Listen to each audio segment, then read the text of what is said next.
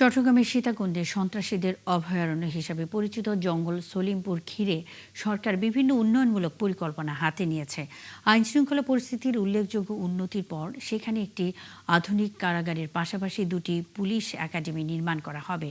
দুর্গম পাহাড়ি এই অঞ্চল নিয়ে নতুন মাস্টার প্ল্যান করছে চট্টগ্রাম জেলা প্রশাসন। সাইফুল ইসলাম শিল্পীর তথ্য ও ছবিতে প্রতিবেদন। চট্টগ্রাম শহর লাগোয়া সীতাকুণ্ডের পাহাড়ি দুর্গম এলাকা জঙ্গল সলিমপুর একসময় কার্যত অঘোষিত নিষিদ্ধ অঞ্চল ছিল। এলাকার লোকজনের ভাষায় এলাকাটি ছিল রাষ্ট্রের ভেতর যেন আরেকটি আলাদা রাষ্ট্র, ছিল সন্ত্রাসীদের নিয়ন্ত্রণে। এই অবস্থা থেকে জঙ্গল সলিমপুর উদ্ধার করে একটি সমৃদ্ধ জনপদ হিসেবে গড়ে তুলতে নানা পরিকল্পনা নিয়েছে সরকার। 72 ঘন্টা ময়েশ্চার লক সমৃদ্ধ লিলি বডি ওয়াশ, শিয়া বাটারের গুডনেস স্কিন রিপেয়ার করে রাখে সফট ও গ্লোয়িং। এখানে আধুনিক সুযোগ সুবিধা নিয়ে নতুন পুলিশের একটি এলিট ফোর্স ও একটি সাধারণ ফোর্স একাডেমি তৈরির নীতিগত সিদ্ধান্ত নেওয়া হয়েছে।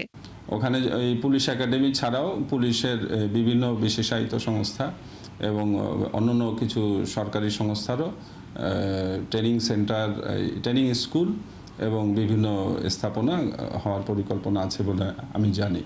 এছাড়া নির্মাণ করা হবে প্রশিক্ষণ কেন্দ্র ও সরকারি বেসরকারি বিভিন্ন প্রতিষ্ঠান। এলাকার 1.5 লাখ বাসিন্দার জীবনমান উন্নয়নেও নেওয়া হচ্ছে বেশ কটি প্রকল্প।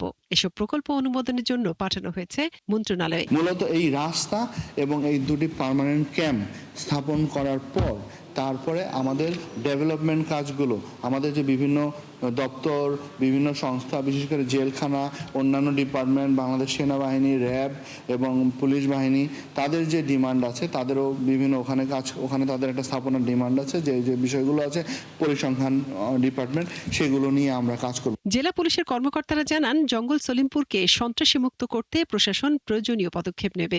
এই সাম্রাজ্য তাদের যে বিরাট একটা ইন্টারেস্টের যে ভাড়া পড়েছে বা সেট পড়েছে পুলিশ বা আইন শৃঙ্খলা বাহিনী আসার কারণে, তো এটা তারা একটা মুখিয়ে ছিল যে কোনো সময় তারা এটার ব্যাপারে কোনো কাউন্টার কোনো কিছু করবে। তো ওইটা থেকেই করা, কিন্তু এটা আসলে তার তো টেকার সুযোগ নাই। তখন রাষ্ট্রের ভিতরে রাষ্ট্র বা দেশের ভিতরে দেশ থাকবে আর আমরা ওই বসে থাকবো। আমরা এখানকার আইন শৃঙ্খলা নিয়ন্ত্রণের জন্য, এই জনপদের শান্তি ফিরে নিয়ে আসার জন্য আমাদের তরফ থেকে আইন শৃঙ্খলা বাহিনী হিসেবে আমাদের যা যা করণীয় আমরা তো করব। জঙ্গল সলিমপুরে দুটি মেগা পুলিশ ট্রেনিং সেন্টার নির্মাণ করা গেলে পুলিশের দক্ষতা বাড়বে আর আধুনিক পুলিশিং ব্যবস্থায় নতুন দিগন্ত খুলবে বলে আশা করছেন সংশ্লিষ্টরা। মনিরা কাজুরি, ৭১।